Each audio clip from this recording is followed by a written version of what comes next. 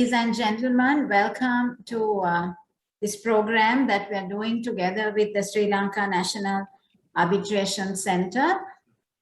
Good morning to everyone who's joining from Europe, and good afternoon to everyone joining from Sri Lanka and Asia. I know we have an international audience here from many countries. Thank you very much for joining us.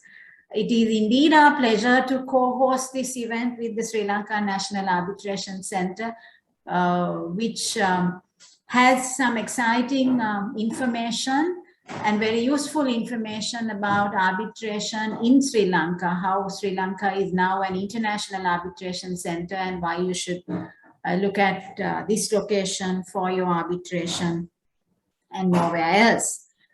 To talk about all of that, we have an eminent panel, and before I get to the panel, may I introduce Sujiva Samaravira, who will moderate the panel today.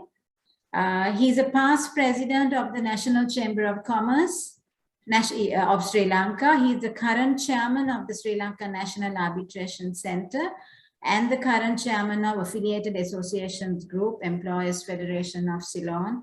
He's served as director and head of several government organizations, trade negotiation bodies, and public consultative committees. So he's aptly suited for this job. And he's also a product of St. Thomas's College, Mount Lavinia, and the University of Colombo, and holds an MBA from the University of Wales, UK. With that said, may I also brief you on CBB, the Council for Business with Britain. We are the go-to association for trade with the UK, and our sole job is to promote trade between the two countries and also to encourage FDI into Sri Lanka. So if you have any queries, need any assistance, anything to do with the trade corridor between the UK and Sri Lanka, or any investment into Sri Lanka, please do contact us. We are located at the Ceylon Chamber of Commerce, Navam Mawatha, and you could find us on the web and on social media. Please reach out to us. We will be only too happy to help. So thank you very much from me, and over to you, Sujiva.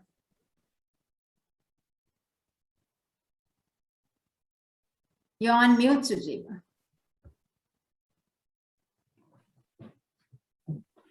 I hope everybody can hear me. Good evening. Thanks, Roshani, for that introduction. And thanks for everybody who's joining me today. And we will take this topic, contracts, which is important for cross-border trade in Sri Lanka, which is very importantly now with this crisis that we are facing with the foreign exchange, as everybody knows. Cross-border trading has given top prominence, because that we need to trade import-export business, where there are the other consultation business that we do has to be promoted, and we need to know the right contract that we need to sign between our international colleagues and also locally. So how important is these areas in our business? Arbitration Center itself, as Roshani said, we are facilitating your needs and to see how we can help you to resolve your disputes within any business organization in a speedy manner and a very cost-effective manner. So having said that, let me introduce the first panelist today. He's Mr. Hirandi Alvis, and he's also a product of the University of Colombo. He has got his LLM, LLB from the university, and attorney at law. Been practicing for 20-25 years. He's also a chartered member, or fellow member of the Institute of Arbitration in UK. And also he's well known in the Arbitration Center because he's our chief legal advisor and also a member of the panelists who's conducting arbitrations here and overseas. He also has conducted many arbitrations worldwide. So he will share his thoughts now. Over to you, Hiran. Thank you. Thank you. Good evening from Colombo, Sri Lanka. First, thank you also to the organization Business with Britain When we first heard about them, I think Sujay will also agree, it was a dynamic possibility also for the business community, apart from the professional community in Sri Lanka.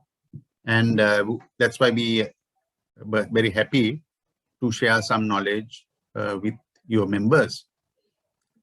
Now, the topic which has been assigned to me is importance of contracts in cross-border trade. Precisely. So as you know, this is a very vast area.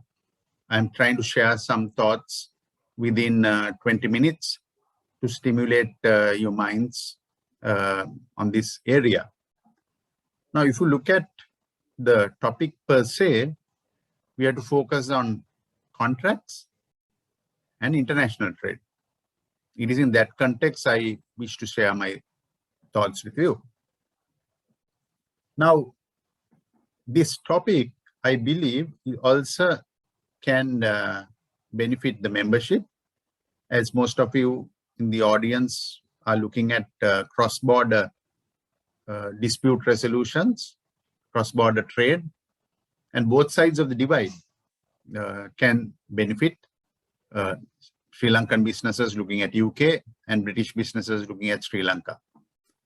Now, the objects I notice in even the organization Business with Britain, supporting information on trade and business.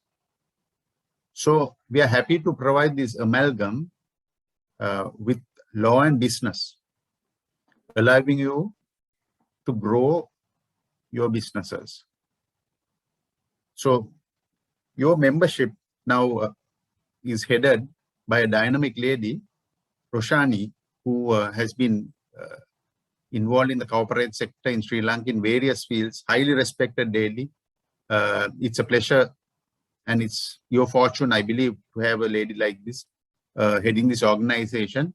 And from the introduction, I know the areas which she's trying to push, so it will be a mutually beneficial, not only for the business, but in fact the economies of the country and then the peoples of the country.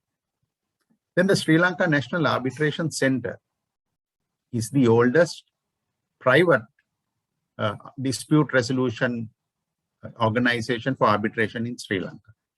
It has various memberships of professional bodies, legal professionals, architects, members of the business community, and all of us are happy to serve in a voluntary capacity to enhance this process of dispute resolution in this country. So, expeditious disposal of business disputes under due process of law is the motto of the Sri Lanka National Arbitration Center. So myself being presently a fellow member of the Chartered Institute of Arbitrators UK, which I believe is the leading body for arbitrators recognition worldwide, would be happy to share some of our experiences, especially with this being organization Business with Britain. Now, arbitration is, as a famous British judge said, Donaldson, arbitration is private sector dispute resolution. This is very important, private sector dispute resolution. So therefore, I believe the efficiency of the private sector has to be brought in more strongly into the dispute resolution mechanisms that are there in Sri Lanka and worldwide. As you know, arbitration as a form of dispute resolution for international business disputes arose after the First World War, and at that point there was a concerted effort through the ICC to develop trade, and in developing trade they wanted an independent, impartial, cost-effective dispute resolution mechanism apart from the state mechanism. So arbitration per se is in fact a business protection and a business enhancing mechanism. Now, coming to the Sri Lanka National Arbitration Center, why it is placed at the moment to offer you such services for your cross-border trade is that whilst it has a large amount of domestic arbitrations which it facilitates, it also provides a service of allowing parties to adjudicate their disputes on whatever rules or laws they wish to adjudicate. For example, it can be ad hoc arbitrations, ICC-based arbitrations. The center allows the place to be used. Apart from that, a few years ago, the center, Sri Lanka National Arbitration Center, took a policy decision of recommending the UNCITRAL arbitration rules. So the recommended rules of the Sri Lanka National Arbitration Center is the UNCITRAL arbitration rules. Now, many experts in the arbitration sphere will recommend for common law countries like Sri Lanka, and in fact, as an amalgam of civil and common law countries, the UNCITRAL arbitration rules, which is in fact simply to follow. So those who want to utilize the arbitration process in Sri Lanka as an independent neutral venue are permitted and are welcome to use the UNCITRAL arbitration rules. So that itself is a huge comfort factor for any investor from overseas coming to Sri Lanka. You may incorporate the UNCITRAL arbitration rules by a voluntary mechanism or through your contract. Apart from that, the chairman will also confirm that we are looking at also introducing next year an expedited set of rules based on the expedited UNCITRAL arbitration rules. That is also parties would be given the option, if they want, to expedite their hearing for maybe less value cases to utilize this. There is no compulsion. You are also given the opportunity of moving out of the UNCITRAL expedited rules if the arbitrators and the two parties decide so. So all these things have been put into place for your benefit. And this is an ideal mechanism for those engaging in cross-border trade, coming to Sri Lanka, or even looking at Sri Lanka, Colombo as a neutral venue to utilize this center, which undoubtedly would be very cost-effective, regional cost-wise. And going forward, Sri Lanka would also have the added benefits of offering the salubrious climes for you to enjoy a few days while the arbitration is going on. Apart from that, to digress slightly, as a comfort factor to those engaged in business, Sri Lanka has also passed legislation in the last 4 or 5 years, which has been highly commended even by the UN authorities. For example, we have a highly sophisticated Electronic Transactions Act, originated in 2006, now modernized with amendments, which basically is on par with any international statute. Now, apart from that, a new data protection bill has just been forwarded to the cabinet a couple of weeks ago, which in fact would also enable cross-border data to be protected. So this is additional comfort factor where the local legislation is trying to keep up with some of the standards which are there in the UK legislation for protection of data. Now, both these legislations, in fact, the Electronic Transactions Act especially, was highly commended, as I said, by even some of the UNCITRAL-based experts, who in fact, some of them and some foreign participants at the National Law Conference in Sri Lanka in 2021, which I was tasked with chairing. And one of the specific areas which looked at is cross-border trade, developing of international trade, and the availability of electronic transmission of documents, electronic laws, communications. So everything from email, WhatsApp, whatever is fully admissible in Sri Lankan law. So in fact, these foreign experts were quite pleased that we had taken this step. So though it's not widely known now, in fact, your President Roshani was also in a different capacity participant through some of the private sector companies who were supporting the National Law Conference. Coincidentally, that the topic of that conference was futurism. So we looked at some dynamic ways of envisaging a future post-COVID. In fact, my talk was that, in fact, it's not a new normal. It's a new opportunity and a new dynamism. So you look at this crisis as an opportunity to go forward. So cross-border trade has to go forward, has to be protected. We have to look at mechanisms of protecting the trade, protecting the dispute resolution mechanisms. So electronic transmission of data, documents, and electronic interfaces for the resolution of disputes is now available. So the Sujeeva will also confirm that the Sri Lanka National Arbitration Center, apart from physical hearings, also provide for the facilities for parties to adjudicate their disputes by electronic means, Zoom, etc.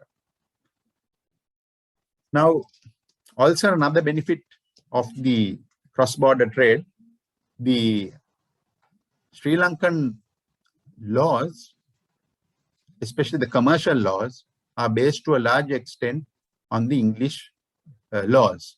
So there is lots of familiarity in the laws, especially in relation to contractual laws, except for a small area which we have in about the Roman Dutch law, which comes in, for example, concepts such as unjust enrichment. 90% of our laws is based on the UK laws. So there would be good familiarity, as I said. So for multinational companies, especially engaged in cross-border trade, as I said, an efficient dispute resolution mechanism is of vital financial importance. With efforts now being made worldwide to stimulate the economic growth, investments, as you know, has become a key component. Thus, with the resulting projected growth of international trade and services, international dispute resolution also in the future is a vital necessity for your international trade. That is the point I would like to make. This is an amalgam of law and business to facilitate business. So I would invite you to use the law as a shield for protection and as a sword to explore new avenues and embark on new expeditions. You can use the legal system and the laws which are in place as a shield for protection and as a weapon to explore. For example, lots of opportunities will arise. For example, Brexit. As you know, UK is now looking at a free trade agreement with India. Huge possibilities there. But I would also invite the audience to consider that India and Sri Lanka has an existing FTA. Therefore, there is a possibility going forward to using the Indo-Lanka FTA and also as a mechanism to link up with the UK, British, Indian free trade agreements. Going forward with your organizations, we would look at helping in whatever way possible to enhance these mechanisms of agreements so that there could be mutual benefit and more investment and more business for the two nations. Now, why is a proper contract essential for the protection of business? why is a proper contract essential for protection of business, especially for cross-border trade? It is a vital financial importance. I would not like to get too legalistic in this talk. It is up to you to, when you embark on your ventures, to get your specific expertise from your professional advisors.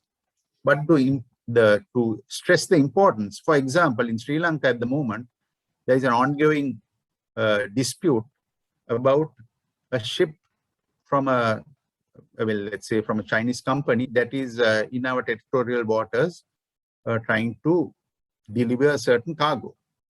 Now, interesting arguments and counter arguments have been going forward. As you know, a local party has got an injunction order against the bank, preventing them paying upon this for the shipment on the basis of certain allegations of the quality of the products. The foreign party or the Chinese company has been counter-arguing, saying that these are letters of credit which immediate payment is necessitated and would be governed by certain international rules and regulations. So that shows when there is a crisis, we have to look at what is the applicable law. Recently, there were situations of environmental disaster, a situation where a ship ran aground in Sri Lanka and there was huge environmental disaster. Questions arose: from whom do you claim? Are there arbitration clauses? Who is responsible? Whether there is a limitation to the damage, etc. Again, shows the importance of the contracts, etc. Therefore, in the nuts and bolts of your business, if you supply something and monies are not paid, then the question arises to you, how do you recover your monies? Where do you recover your monies from? Where are their assets? That is why a proper contract is of vital importance. It is not only the contracts, even adjacent documentation. Very briefly, I would say. For example, if you are looking at a joint venture, if you are looking at mergers and acquisitions, if you are looking at a shareholders agreement, especially with cross-border trade, you would have to look at the methodology of resolving disputes in the unfortunate instance it arises. So this will all be provided in those contractual documents. What law would apply? So I am emphasizing the point, it is not a legal necessity, it is a financial necessity for you to have your contracts properly done. Now, contracts between two parties is based on the principle consensus ad idem. That is, the two parties voluntarily agree to the terms and conditions. This concept is important because it goes back to my original thinking, original thought which I shared with you. It is private sector dispute resolution or dispute resolution by two commercial entities after a meeting of minds. So in that process, you go to the next step, you get your contracts drafted, then it is mandatory for your organization to keep in mind the choice of law that would govern these cross-border contracts and the choice of the dispute resolution mechanism. This is of vital importance. In certain areas, a highly sophisticated system of law called private international law would apply to determine which law would govern this contract. Apart from that, I would advise the contract itself to indicate the law of which country to apply. For example, it can be law of UK, it can be law of Britain, It can be law of Wales. It can be law of Colombo, Sri Lanka. Or even in the dispute resolution mechanisms. In almost all the international cross-border trade agreements, the dispute resolution mechanism would be by arbitration.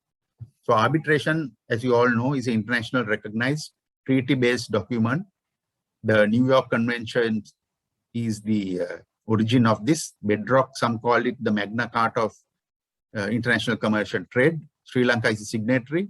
We have passed enabling domestic legislation to enable this.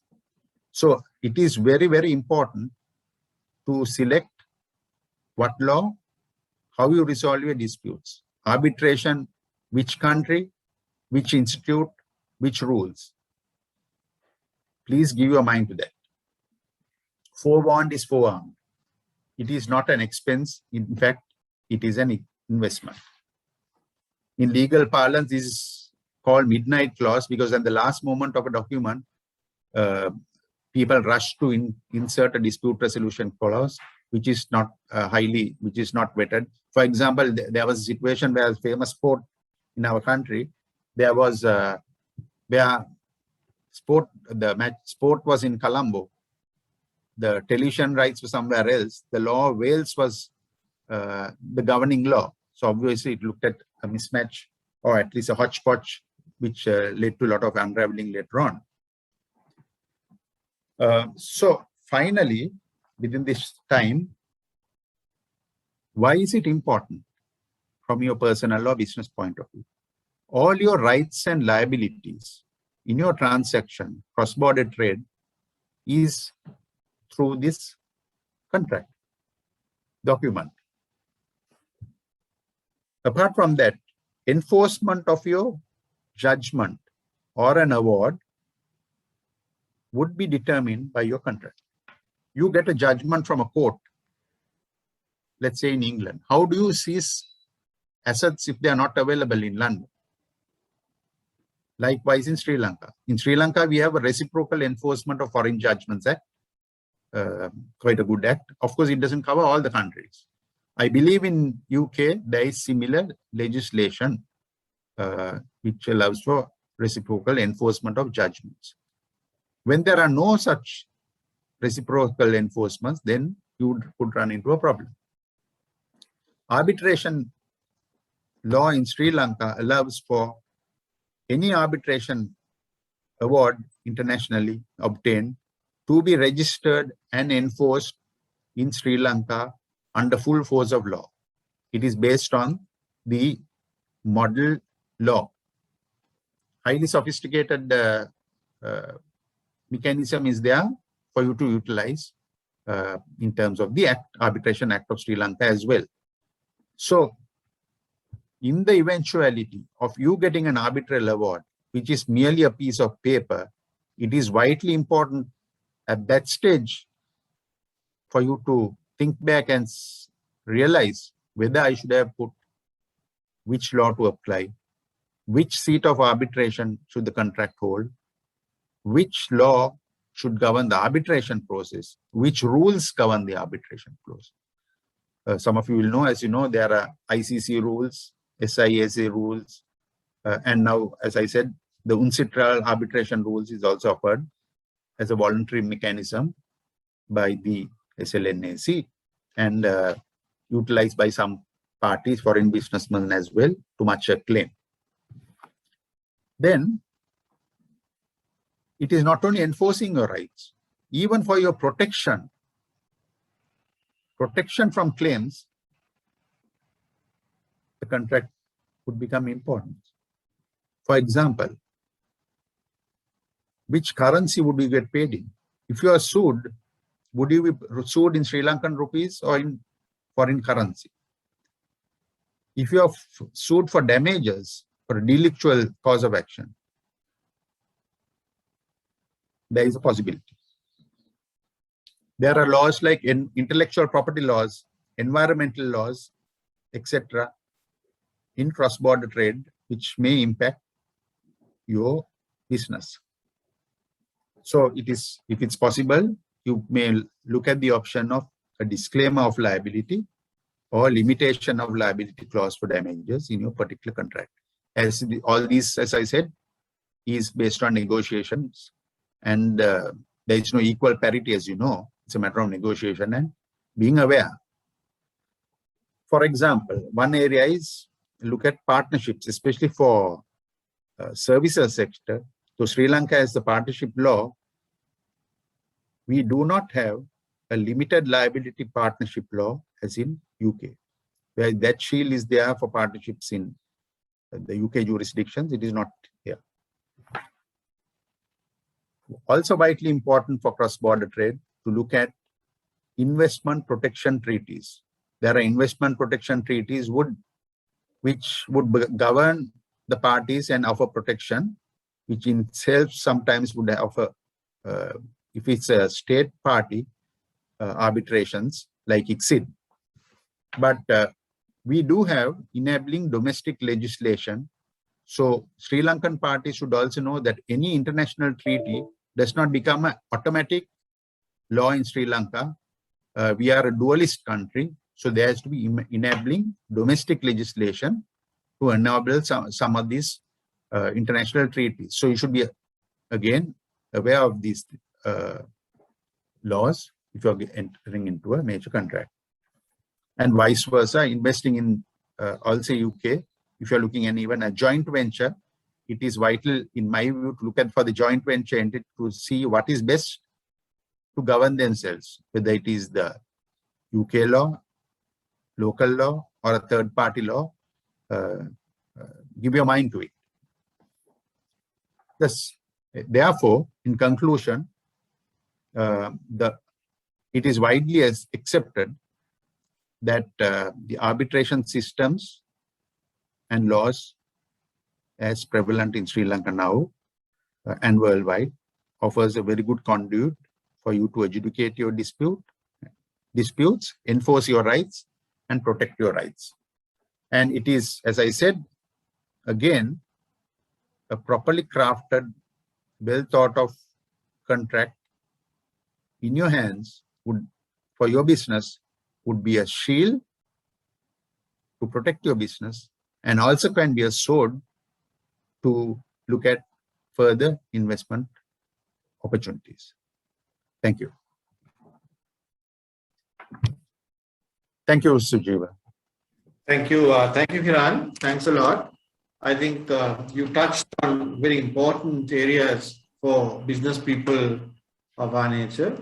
One thing that you were talking about is having protection for our business, which is very important now because we are at a very high risk level when we negotiate with new customers, how we should get into the contracts, especially overseas customers that we have. That's one of the key areas that you touched. As a businessman, I really appreciate it. Secondly, also you look at the cost factor, because I think arbitration will also give you that comfort of costs, because if there's a dispute between two parties, if you go to the normal courts today, the cost is enormous, and the time factor, how long that case is going to take. By the time we finish and fight the case, our business is gone. Thirdly, I think you mentioned something very much closer to what we are talking about, having confidence and confidentiality in our business, which is also important, because disputes have to have, you can't run businesses without disputes. It's a miracle if you can do that.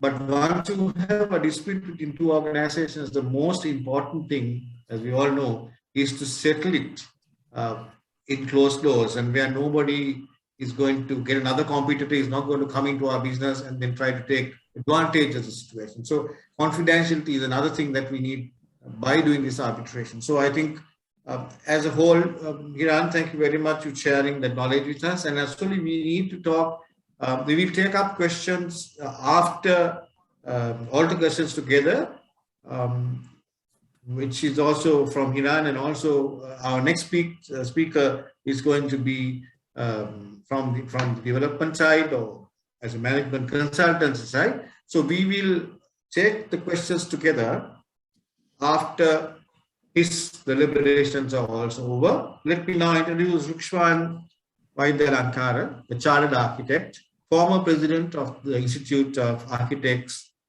in Sri Lanka, Chairman of Architects Registration Board, also in 2007 up to 2018. He's basically into designing many buildings, hotels, hospitals, and also promoting infrastructure facilities here in Sri Lanka, and also as a bridge towards building businesses between two countries. And also he holds a master's degree in agriculture, architecture. Rukshan has also practiced, a very heavy practice in Sri Lanka, and he's devoted his professional life all this time for advocacy and to also bring in certain aspects of professionalism in the industry of architecture. So thank you very much, Rukshan, for joining us, and over to you for your deliberations. Thank you. Thank you, Sujiva. Share my screen with you. I have a few slides to share.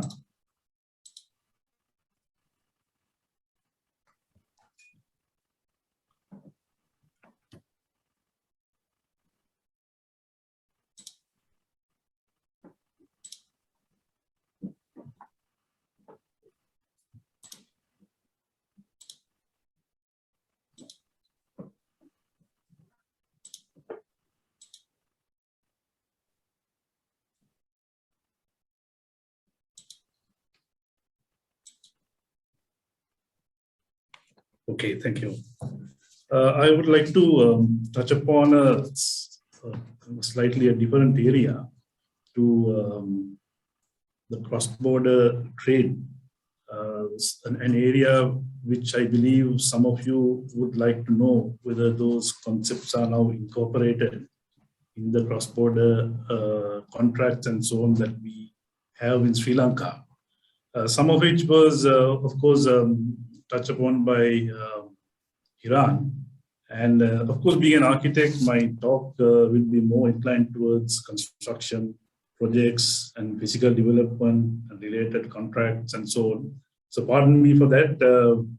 And you would know Sri Lanka as the pioneering member of the British Commonwealth, now which is called the modern Commonwealth. Most of our contractual aspects are based on the British system, as Hiran also mentioned. Our systems, methods, procedures are mostly influenced by the British.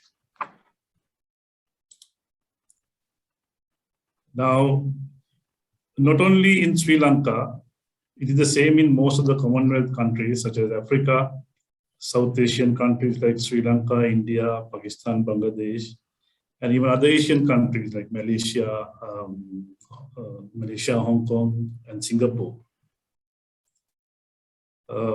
My thesis is that it may be the outlook of our documentation is changing now more towards the European or the Western systems, but we cannot discount the fact that our laws have been always, the foundation has been the British. Sri Lanka has adopted many documents, contract systems, etc., and of course with slight adjustments promoted by various British institutions. You can see in this slide, now this has most of the organizations that in our industry, the development industry, we deal with. So for example, the building related documentation is based on the RIBA, the Royal Institute of British Architects model when considering the architectural or the design aspects. Our planning regulations, for instance, are very much similar to Britain, maybe with some slight variations to suit the local conditions. The study of building regulations in Sri Lanka or India for that matter, even Singapore, will reveal great similarities because all these countries are based on the Commonwealth laws. In the same context, the contracts and documentation we use have similarities with the RICS approved documentation. RICS is the Royal Institute of Chartered Surveyors. The so-called BOQs, bills of quantities, and the contract documents are very much similar, are based on the RICS. We have adopted the most of our methods. Same with planning regulations, which have been based on the Royal Town Planning Institute and the engineering specifications by the Institute of Civil Engineers, UK. When it comes to the building standards, we still use the British codes, the BA standards, only rarely deviating towards the European codes or American standards, depending on the developer. If the developer is American, he would like to have the American system. Now, the BBA, which is not quite a common term in Sri Lanka, stands for the British Board of Agreement, is one such organization where standards can be tested against the physical product. BBA grants certifications such as ISO to products that can be used in UK without the certification. So no products can be used without the certification of the BBA. I'm happy to mention that we are currently discussing with the BBA to get a franchise arrangement with Sri Lanka, and hopefully that should materialize soon. The hot topic now in Sri Lanka, which is the safety of the LP gas cylinder. The guidance and the recommendations, the installation of the LP gas cylinders, supply systems, propane, butane, mix, and so on for dwellings and commercial premises, about insulation pipe pressure, they are all based on the British system, British standards. I think if I remember right, it is BS 5482. With my involvement in the Commonwealth, as I was a past president of the Commonwealth Association of Architects, there is yet another organization in Britain, not so mentioned locally, that has had influence in some of our work directly as well as peripherally. That is the Princess Foundation, a foundation that is headed by the Prince of Wales. The Princess Foundation provides sort of a holistic solutions to challenges facing the world. They champion a sustainable approach to how we have built our communities and also run diverse programs with their stakeholders of education, training, where they also assist us, the countries like Sri Lanka and the countries like all the other countries in the Commonwealth, and regenerate and care for places, regeneration of urban areas where communities thrive and the tourists enjoy. Specifically, when it comes to procurement of buildings, most countries in the world adopt what is called the RIBA plan of work. The RIBA plan of work is the main aspect that we study, our students study here, and our building systems are based on this. It is, we call the project procurement system. RIBA plan of work has evolved for long years, and it is detailed and comprehensive template for project management. It has stages any development activity. As you can see, there are 7 stages, 6 or 7 stages, starting from the initial thing up till handing over. So any project has to go through for successful completion. The contract documents, for instance, that is done in Britain and in our documents, formats, and even the project management software we use, such as Microsoft Projects, Proco, etc., are based on this template. In fact, our students in the industry are now studying this as a separate module.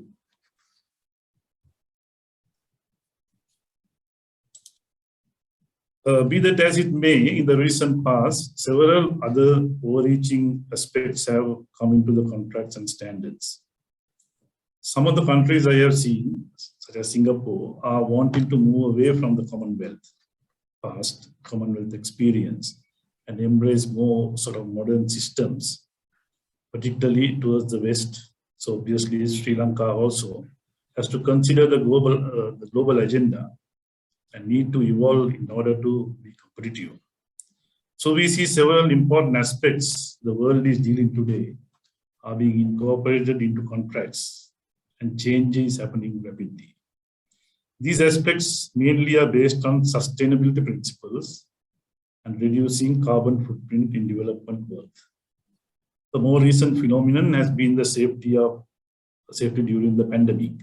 Those also have been considered into the contractual. You may be aware that in 2019, the UK government committed to be net zero carbon by 2050. It was a gigantic step they took. This is a massive step and is a very brave one at that. Everything around it has been restructured to achieve this noble goal.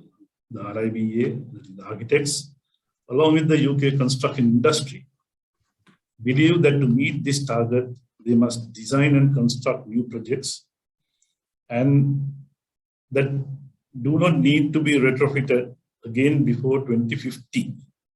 The RIBA have set a deadline for this, actually, 2030 to do this. And the industry is attempting it on all projects now. So buildings are done, which means the buildings are done with a lifespan in mind of 20 to 30 years. So there will not be refurbished anytime before that. So to achieve this sustainable outcome and associated metrics, RIBA plan of work, their contractual formats, and other forms of documentations have been amended in line with the RIBA's Sustainable Outcome Guide. Now, when I refer to RIBA, I'm referring to all the other associations as well, planners, engineers, and so on. The contractual templates have also been changing in line with the sustainability goals. So if you are a British investor wanting to invest in sort of country like Sri Lanka, those concepts that you are dealing with in the UK are also being considered here in Sri Lanka through the Commonwealth. Now, on the other hand, globally, there is this United Nations Sustainable Development Goals, which are called SDGs. All 193, as you would know, member states of the United Nations adopt a plan for achieving a better future, which is called Agenda 2030. At the heart of the plan are the Sustainable Development Goals. There are 17 of them, which clearly defines that vision. Now, these are urgent calls for action by all countries, developed as well as developing, because most of the Commonwealth, these are developing countries, to work hand in hand with the global partnership. These goals recognize that ending poverty and other deprivations must go hand in hand with the strategies and improve health and education, reduce inequality, spur economic growth, all while tackling climate change and working to preserve our oceans and our forests. So some of these 17 goals, I don't have to go through this. I think you would have seen this before. They range from elimination, establishing good health and well-being, enforce gender equality, improve clean water sanitation, affordable and clean energy, increase industry innovation, infrastructure, mobilize sustainable cities and communities, climatic action, guarantee peace, justice, and strong, and so it goes on like that. So these goals have now been factored into the contracts. That is the point that I want to raise, be it in buildings, engineering, planning, or even in arbitration. It is becoming more and more common to find ethical and sustainable criteria included in our contracts, such as social usefulness, values, fast tracking. Iran mentioned few terms in that, in terms of time and cost, as well as cost in reduction of litigation and also life cycle costing. There are many reasons why developers might wish their projects to exceed the maximum standards for sustainability, inclusion and health, safety and well-being, such as demonstrating social value, engaging with the community, furthering the policy of corporate and social responsibility, CSR, and so on. You are aware that also that there are programs to identify such ventures, recognize their efforts, grants, awards, etc., etc. And for instance, the Princess Foundation has many programs, and one such sought after competitions in Sri Lanka is hosted by the Holcim Foundation of Switzerland. The ideas or basics of the sustainable development goals in practice are the starting point. You can see I have categorized them into 4 overreaching issues. You may call it ethical practices, but either way, these are useful considerations to get entrenched into our laws. Now, these are like the 4 are the human rights, the labor laws. So each of the development goals, I have factored them into these 4, and also the environment and the anti-corruption and bribery. These factors have been in our laws. For instance, I just explained to you these 4 very briefly without taking much of your time. Now, there are very many benefits in incorporating these goals into our systems. And contrast my experience that are more you factor these in, the better it is, and for us, even for us to attract investment. Also, they are sort of reassure stakeholders and creating strong working relationships. They foster better community, more easily securing what we call a social license to operate. The developer also becomes more attractive to the employer, particularly to the millennials. And they are able to secure employee engagement, and retention figures are quite high. Same with the labor laws. They safeguard the reputation of the person, of the company. They develop a strong relationship with the service provider. So we consider things like child labor and elimination of discrimination in respect of employment and occupation. When it comes to environment, it tries to reduce the operational energy cost. In many countries, it is mandatory now. It's happening here in Sri Lanka too. That is, materials used in buildings need to carry a green rating and also less heat absorbent. So if there's a building which has a lot of glass, the glass has to be of a certain standard. Otherwise, the building permits will not be granted. They also improve reputation. So the moment you get a green rating, platinum rating, and so on, gold rating, that will improve the reputation of the organization. And that too creates a positive interaction with the local community and harnesses social license to operate. One of the key areas is anti-corruption. So some of you in legal fraternity will agree that most contracts are increasingly adopting clauses to ensure anti-corruption and bribery. It will be interesting because it reduces the corruption to improve the local and national economy, increase trust in society, and reduces the human rights violation. That is a fact, and ultimately then strengthen the market for our products and services. So it is in our interest to do that.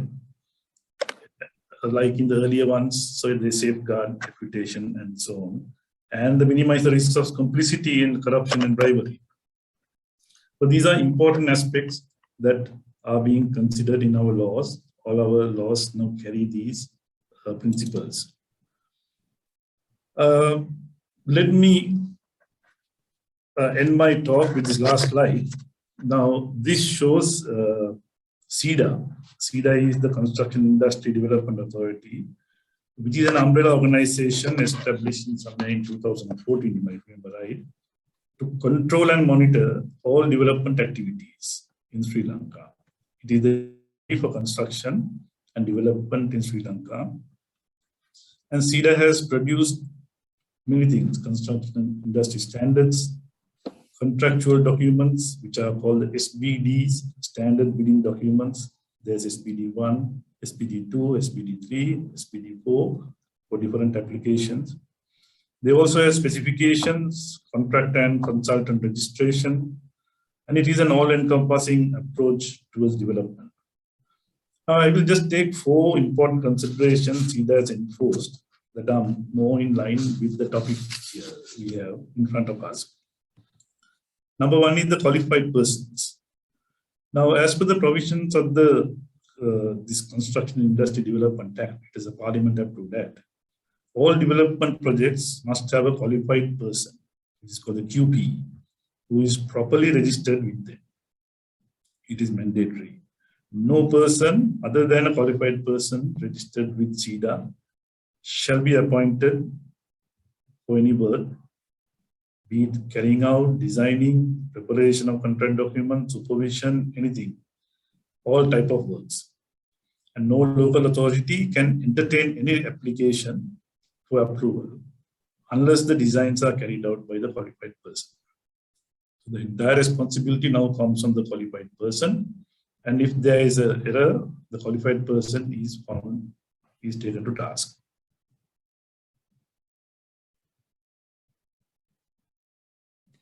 Now, all these are projects known and identified as identified construction works. These are not for all the projects, for project costing more than 10 million rupees. So for anyone wanting to use a foreign service provider or a consultant, that person must be in a joint venture with a local registered party.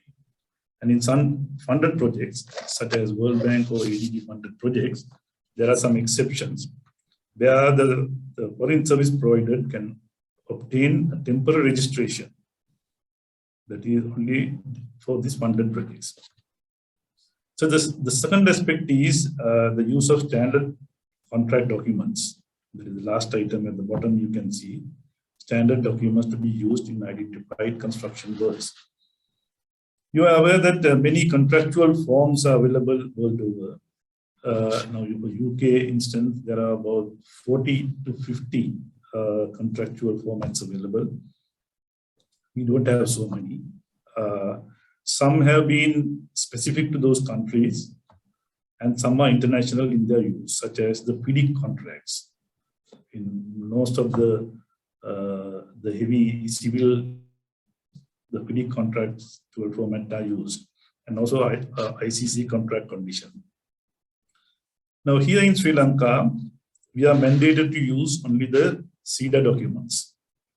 All developers are mandatory use the SEDA published standard bidding documents 1, 2, or 3, 4. Modification and amendment also shall not be carried out without the prior approval of the authority. Now, this is a far-reaching directive given by them. Of course, it is being challenged by the industry, now citing freedom of contract and other legal arguments. Of course, we are yet to see what transpires out of it. There's also the registration of contractors. All contractors shall be registered with the SEDA, and no other contractors shall be engaged for projects. So if any foreign contractor comes, he must be in a joint venture with a local construction organization. So in the same way, registration of foreign contractors, all foreign contractors shall obtain a temporary registration certificate from SEDA for funded projects. No one shall use a foreign contractor without the SEDA registration. So ladies and gentlemen, that is with the SEDA and some of the contractual aspects that may be of interest to you. I have concluded my presentation. If there are any questions, I will be happy to answer.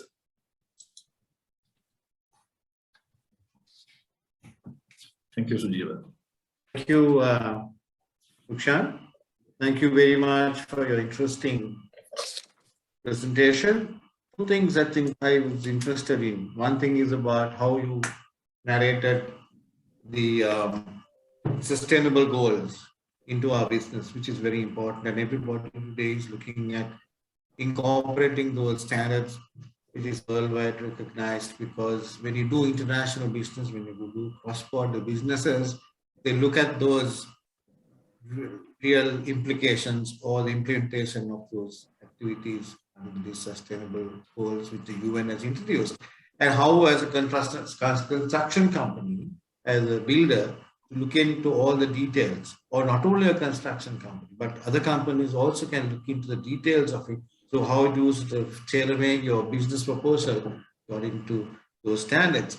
The next interesting thing which you want to bring in was the SLEDA involvement, which I'm very happy because we have lots of questions on the SLEDA involvement, and we will take the questions later. When we are at a time of signing up various projects from the port city concept, we have a lot to discuss with you about how we should implement our business together, because we recently met the port city people to see how we should conduct the arbitration. They had a clause only for the Chinese arbitration center or any other single arbitration center to be established.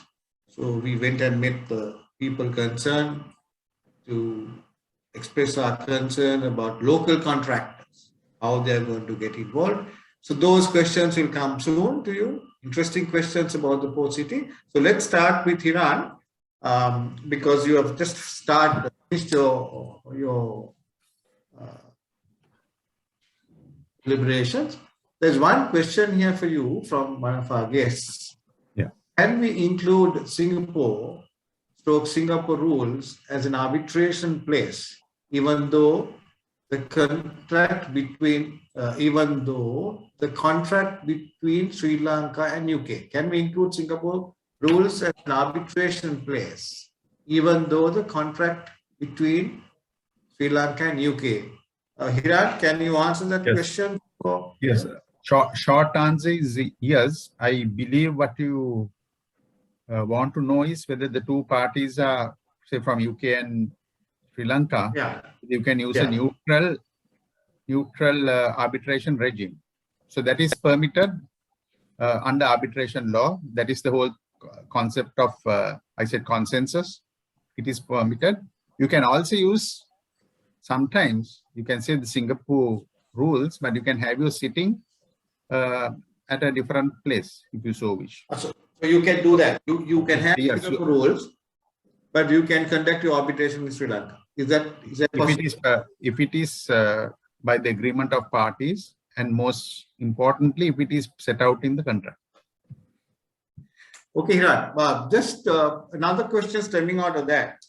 Now, we as business people, we need to somehow get the foreign party involved in our business. So we wanted to, of course, we want to satisfy that person also to a certain extent. Now, in terms of arbitration, the advantage that we have is to have arbitration in our own motherland, mother country, or the country of origin, we call it. Now, in that type of situation, if we mention, or how does the negotiation, what you would advise the local entrepreneur, how to negotiate with your foreign partner to have the arbitration center as Sri Lanka?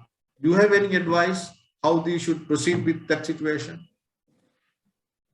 Yes. Well, not in a... Ukshan also can give a thought on that. Yeah, not in a parochial sense, but if you are a, let's say, Colombo-based business organization, and you want to have a dispute resolution mechanism, how you put it into the contract is also depends on your negotiating parity and etc. But what I would advise the local parties always is try to use Colombo as a dispute resolution mechanism. One is, it is cost effective, definitely. So if you compare the costing in terms of foreign jurisdictions, like if you go to Singapore or UK, it is a phenomenal cost saving. Also, you look at the currency fluctuations, etc. Secondly, if your foreign party wants something independent, you could also suggest, as I said earlier, okay, we can have the law of Sri Lanka as negotiator, but we can have the arbitration conducted independently under the UNCITRAL rules. So the mechanism of appointing the arbitrators independently would be set out in your contract, or you can opt through the UNCITRAL rules. So you can have a totally international based set of rules to operate and govern your arbitration. So that is also a plus factor. Thank you, Hiran. Rukshan, what do you think? So, about Hiran, it? one on aspect that? there is, I think you could touch upon this. For the seat of arbitration in Sri Lanka, the enforcement Yeah. can be done as per the New York Convention anywhere else. Absolutely. Rukshan, I just wanted to take you a bit forward towards Port City, which we are now building, and it's interestingly see when we met the chairman of the Port City, he said the next 15 years is going to be the construction state, and I'm also very impressed about the plans that they have in the future. I must tell you that frankly. If, for example, how do you look at a Sri Lankan company getting involved in a foreign company to do contracts? Because it will be, from Sri Lankan point of view, it is from the mainland, getting involved in some business in the Port City. And if there's a dispute, you as a professional, how would you like to have the arbitration to be performed, or how would you like the arbitration center to be established within this particular area, or you would like an independent arbitration center to handle the case, or you would sort of basically go into their regulation and agree on what they're saying to have their own arbitration to arbitrate your case? What will you advise the local? I would rather not ask you to advise, but what is your take on that situation? I think your question has two parts. One is you asked whether how would the local company, contractor for instance, will get involved in the project. Now, construction, unlike other, even law or consultancy, has some inherent issues when one party goes and works, contractor comes and works here in Sri Lanka. It's very, very difficult for an overseas contractor to come and set up an organization here and start fresh and have a construction, their construction happening. So invariably what happens is, it is not practical. Invariably what happens, they subcontract it to a local contractor. So the work, or the majority of the work is done by the local contractor, whereas the main contractor, overseas contractor might be a management contractor. He only will employ few people to manage the whole project. But the construction the contractual terms would be with that company, and they will invariably have the nominated subcontract agreement with the subcontractors. So the local contractors are basically governed by these acts that I was talking to you about. Now, one of the things that you will see in the Port City Act is they don't go by some of the laws of Sri Lanka, some of the statutes, right? Particularly the urban development law. Yeah. Well, the UDA Act is not applicable within the Port City, but the CEDA Act is still applicable. It has not been removed. So, which means now there's an issue now. So we have taken it up with the government also. Now, are you saying that all these contracts will have to be on a CEDA specific document, that is SBD document? Now that is still pending. It has not been tested, but we feel that a person should be able to use his own form of contract. There's freedom of contract also, and it's somewhat illegal to enforce on the contractual format on a party. And when you enforce too many things, these investors also might not come in.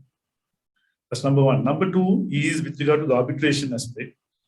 I feel the arbitration is much more sophisticated here in Sri Lanka. I mean, my star arbitration center is the Singapore Center. There are a lot of things are happening there. They are very vibrant, very aggressive. Our systems are also coming into that, and we are very much in line with the arbitration that are happening in Singapore, Hong Kong, and also in Malaysia. So we would be, I would say, it will be important that we promote our center. There are so many centers available now, and to be on the institutional arbitrational framework. Thank you, Rukshan. Thanks a lot for your answer. Another question that one of our participants have asked, I would pose this to Hiran. How would the cross-border e-commerce trade rules apply to arbitration in Sri Lanka? That's another very, very important question, Hiran. This e-commerce business is growing very rapidly within Sri Lanka and in the other countries. So lots of e-commerce companies do outsourcing to various other companies. They also take up certain development projects within that framework of professionalism they have. They, in fact, some companies go and employ people from Sri Lanka, and they're employed under that company, but in other employment contracts. So in that context, Hiran, how do you look at arbitration to help e-commerce trade in Sri Lanka? Because there are lots of people, especially foreign companies, want to come and invest here with the locals.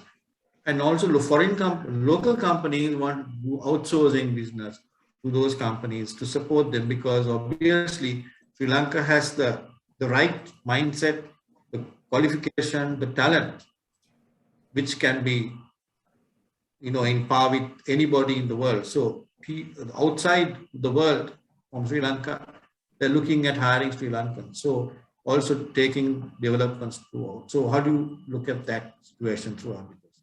Yes, two things. I think if I understand the original question was generally say, I think whether some standards would be incorporated in the arbitration process. How do you? Yeah, that's right. Yeah, it's actually it boils down to the contract. Whether it's e-commerce or vegetable market commerce, it comes down to a contract. E-commerce means electronic commerce. That's a medium of doing your business. Ultimately, the two parties would enter into a contract. How to govern the relationship. That contract would say which law to apply. That contract will say which arbitration dispute resolution process to apply, which rules of arbitration will apply. Therefore, that is the basic approach, whatever the modus. If there are any specific guidelines, for example, as Rukshan said, maybe standards of environment, etc., which are outside the scope of the contract, which parties want to put in, I would suggest you put it as an annexure. But then the annexure should refer to that in the main contract. Then it becomes part of the contract.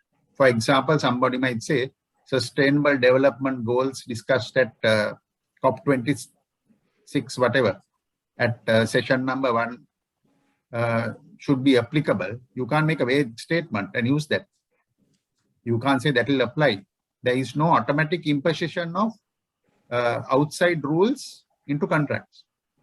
There has to be a specific import into the contract. So either if the law doesn't apply, if you want it, I would suggest you put it into an annexure. Then Sujiva, coming to your question more specifically, our laws are in place to facilitate e-commerce in a big way. We have to thank the people also who were involved in development of this Electronic Transactions Act. I think you all was a part of the National Law Conference. You can say Professor Luca Castellani and all, but they're amazed that we have this law. So it is a question of utilizing this law, especially now there are updated amendments also, to facilitate e-commerce business in a big way in Sri Lanka. Apart from that, even for these cross-border e-commerce transactions, the dispute resolution mechanism preferred would be arbitration. So for that, we have arbitration laws which are in place based on the model law.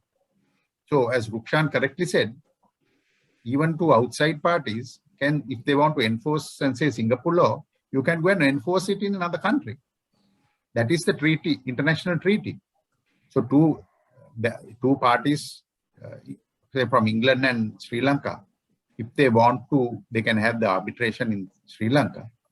Enforcement of your judgment or the arbitral award can be done in over 160 countries worldwide. That is why it's called the Magna Carta of international arbitration. So on paper, I think we have a lot of laws in place. What is lacking, possibly in some areas, is possibly the infrastructure of making the process more efficient. I always say, equate that to our roads. There might be some good cars, but if the road is not in order, you're a bit slow. So that is why we'd like to work with organizations like Business with Britain. There are counterparts in UK, so it will be a win-win situation. Ultimately, if there is more faster traffic, there will be more trade. Thank you. Thank you, Hiran. And at the same point, I must also tell you that the Sri Lankan National Arbitration Center is going to be fully automated. We've started initiatives with Sri Lanka Telecom and also MIT to go fully digitalized system so that even overseas customers can use our services. And Rukshan was right in saying that we need to upgrade our standards. So the Sri Lankan National Arbitration Center has taken a decision to invest all that money to make it fully automated and also to bring up certain standards, as Hiran said, on CITRA rules, the new ones, which will also have the center rules. Center will also have their own rules here. We will have to decide on a time period when you are going to finish the case. So, and how long are you going to have this, deliberations going, so that the investor, the people who have the two dispute situations can understand the cost and the time taken for that particular case. So there will be a panel of judges appointed from the arbitration center to look into all the arbitrations to see whether those arbitrations are being conducted properly within the time period. And there is no unjust for both parties in these cases. So just to keep everybody informed about the latest development as in Sri Lanka, especially the overseas viewers who are with us, we are now having to go with the IT-based situation where everybody can participate, and we will be coming very close to Singapore standards within the next 1 year. So just some good news for all the Sri Lankans living abroad to see a center coming up that fast. Rukshan, 2 more questions and we are going to wind up this session because time is running out. What is your take on the foreign architects working in Sri Lanka, and how do you sort of look at, try and see if there are disputes with those foreign architects? How does local recipient go in for arbitration? Is that possible? Yeah, see, the Sri Lankan law only recognizes the qualified person. So the qualified person is only the one who is registered here in Sri Lanka. Now that law is also the common in anywhere else. Even in the UK also there is architect registration board. In Sri Lanka also has a registration board. So same registration board is now amplified with the CEDA. So the same list is registered there. So anyone coming here and working in Sri Lanka is not precluded from doing so. As I said, has to be a joint venture with the local party, and the local party will be identified as the architect. Because there's a restriction here for the use of term architects, like in all the other professionals also, engineers, lawyers, doctors, and also there is so no one can use the term architect or a chartered architect or any sort of derivative thereof unless that person is properly qualified and registered. So if there is when it comes to arbitration, the arbitration will only recognize the qualified person here, that is the local architect. And he has to have in turn another agreement with the foreign party or maybe an insurance or professional indemnity or whatever to safeguard the interest of the client. Does that answer your question, Sudhir? Yeah, thank you. And just a little bit on this, there are some notable differences between public housing and private condominium projects in Sri Lanka, and some of which are funded by overseas developers. How do you look at what is the reason for that? How do you sort of get arbitration? How can that help resolve? Yeah, the issue is this. Issue is, if you look at the condominiums, private sector condominium, Roshan is involved in the condominium development, you can see the standard of those condominiums compared to the so-called flats, so to speak, we do. There are two different standards. The quality is different, the approach is different, designs are different, and so on. So you got to accept that, now sometimes people make the mistake of comparing our the storied housing with a place like Singapore, Hong Kong. You can't compare because ours is still we have a housing issue, we have a numbers issue. So we are still now going into the first generation of the houses, the housing market, the condominiums, public condominiums. So it's only the first generation, first time only we are doing it. Whereas in Singapore or Hong Kong, this is the third generation or maybe the fourth generation. They do it after 10, 15 years, they demolish it and we. So after about 10 or 15 years, again they rebuild.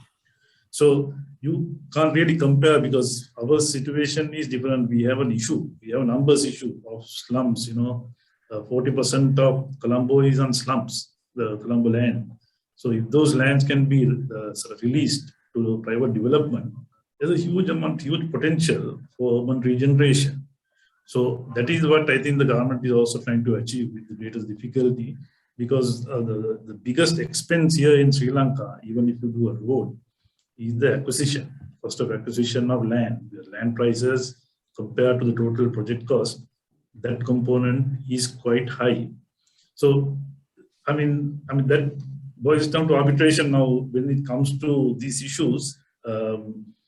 The arbitration for a private sector housing as against the public housing are quite different. But now it has, it so happens that the public sector housing is done by the government, by UDA and National Housing Development Authority and so on.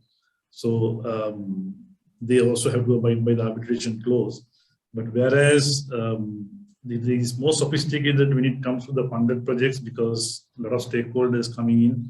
Now there are foreign consultants, foreign architects, foreign engineers, foreign contractors, and so on. So it's much more complicated. And as Iran said, if a person is not very savvy with the contractual arrangement, and if so-called midnight clauses can take you to UK or maybe some other countries to have the arbitration. So careful attention has to be paid for.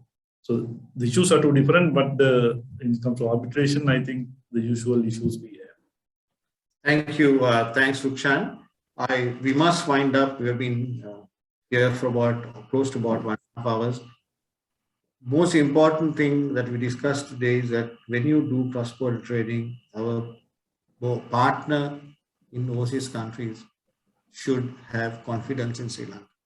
Confidence with the business person who is doing the business, the system, the political system, the economic standards, and plus the security, what the overseas contractor is going to have, the overseas partner is going to have. So arbitration is a very vital element in terms of bringing confidence of investors.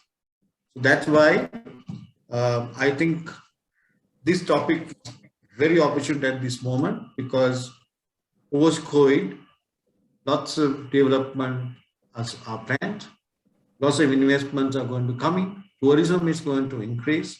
We will be looking positively towards the next year, having all the issues which we have passed the last 2 years.